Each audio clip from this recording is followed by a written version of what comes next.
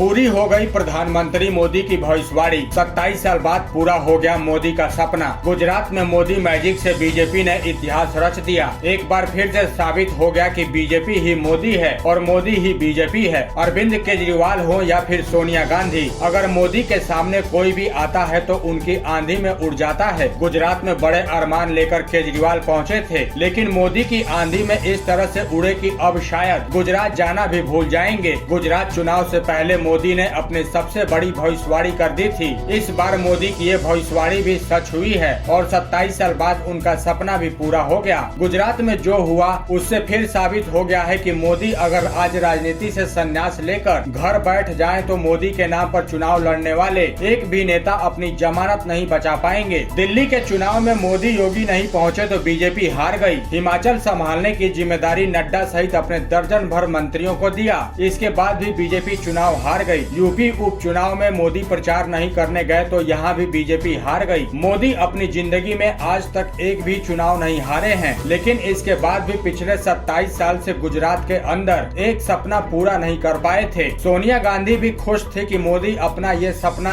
कभी पूरा नहीं कर पाएंगे। मोदी समझ गए थे और यही वजह थी कि इस बार अपनी पूरी ताकत गुजरात में लगाई और पहली बार गुजरात में ऐसा इतिहास बना दिया है जो इससे पहले कभी नहीं हुआ। गुजरात में बीजेपी ने 157 सीटों पर जीत के साथ एक नया रिकॉर्ड बना दिया है। इससे पहले इतनी सीटें आज तक कोई भी पार्टी नहीं जीत पाई थी। कांग्रेस 1985 में 149 सीटें जीतकर आई थी। मोदी 14 साल तक गुजरात के मुख्यमंत्री रहे, लेकिन इसके बाद भी कांग्रेस का ये रिकॉर्ड कभी नहीं तोड़ पाए। इसलिए सोनिया गांधी भी खुश थी, लेकिन पहली बार कांग्रेस के 149 सीटों वाला रिकॉर्ड तोड़कर बीजेपी आगे निकल गई है। कांग्रेस के इस रिकॉर्ड को तोड़ने के लिए 72 साल की उम्र में प्रधानमंत्री मोदी ने गुजरात में 50 किलोमीटर के रोड शो को किया था। इससे पहले आज तक इतना बड़ा शो कभी नहीं हुआ। किसी भी नेता ने इतना बड़ा शो कभी नहीं किया। जबकि दिलचस्प बात यह है कि चुनाव प्रचार के दौरान प्रधानमंत्री मोदी ने कहा था कि नरेंद्र का रिकॉर्ड इस बार भूपेंद्र तोड़ेंगे और ठीक वही हुआ। गुजरात में तो बीजेपी ने इतिहास रच दिया है, लेकिन जहां मोदी नहीं गए वहां पर बीजेपी चुनाव हार गई है। बीजेपी अपने सारे चुनाव मोदी के नाम पर लड़ती है, लेकिन इस बार जनता ने ये बता दिया है कि जहां मोदी नहीं वहां बीजेपी को भी वोट नहीं। मोदी दिल्ली के एमसीडी चुनाव और यूपी उपचुनाव में नहीं गए तो बीजेपी वहां हार गई। हिमाचल प्रदेश में मोदी की रैली कम हुई तो वहां भी बीजेपी सरकार नहीं बना पाई। यूपी में बीजेपी के मंत्री ढोलक लेकर जश्न मनाने की तैयारी में थे, लेकिन जब मैनपुरी में डिम्पल यादव के रिकॉर्ड तोड़ जीत हुई तो उप मुख्यमंत्री केशव प्रसाद मौर्य और बीजेपी कार्यकर्ताओं ने अपने ट्वीट भी डिलीट कर दिए। ट्वीट डिलीट करने से अच्छा होता कि अगर बीजेपी के नेता अच्छा काम करते तो चुनाव जीत जाते। जनता अब समझ चुकी है कि मोदी के नाम पर उनके नेता ठग रहे हैं, इसलिए मोदी से बैर नहीं, बाकी नेताओं से खैर नहीं वाले फॉर्मूले पर जनता ने इस बार लगता है वोट किया है। गुजरात आज भी देश में आर्थिक दर में सबसे आगे है और गुजरात का विकास और वहाँ की मेहनत की वजह से ही बीजेपी सारे रिकॉर्ड तोड़कर 157 सीटें जीतकर सत्ता में आई है। लेकिन हिमाचल, दिल्ली और यूपी उपचुनाव में बीजेपी की हार की वजह आप किसे मानते हैं? आप अपना जवाब हमें कमेंट बॉक्स में लिखकर जरूर बताएं और साथ ही इस वीडियो को शेयर जरूर करें। धन्यवाद।